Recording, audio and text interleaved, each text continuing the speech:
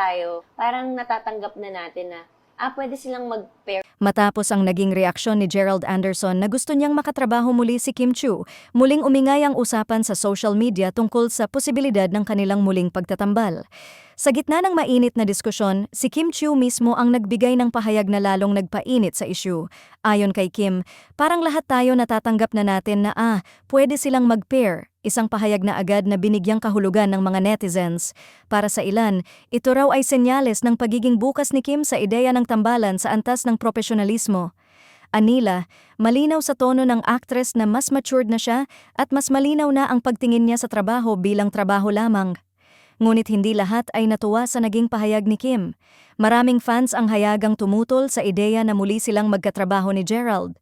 Para sa mga taga-suporta ng aktres, hindi sapat ang pagtanggap ng publiko para maging tama ang isang desisyon.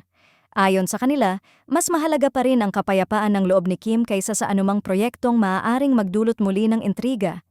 May ilan ding nagsabing maaaring na misinterpret lamang ang sinabi ni Kim at hindi ito direktang kumpirmasyon ng isang tambalan. Para sa kanila, isa lamang itong obserbasyon ng aktres sa takbo ng reaksyon ng publiko at hindi isang personal na desisyon o pahintulot. Samantala, may mga netizens namang nagpahayag ng suporta, sinasabing oras na para tuluyang ihiwalay ang nakaraan sa profesional na mundo. Para sa kanila, kung parehong handa at malinaw ang hangganan, walang masama sa muling pagtutulungan ng dalawang magaling na artista.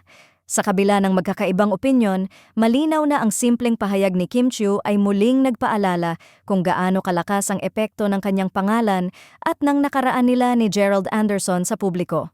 Hanggang ngayon, nananatiling hati ang opinyon ng fans at anumang susunod na hakbang ay tiyak na muling magiging sentro ng usapan sa mundo ng showbiz.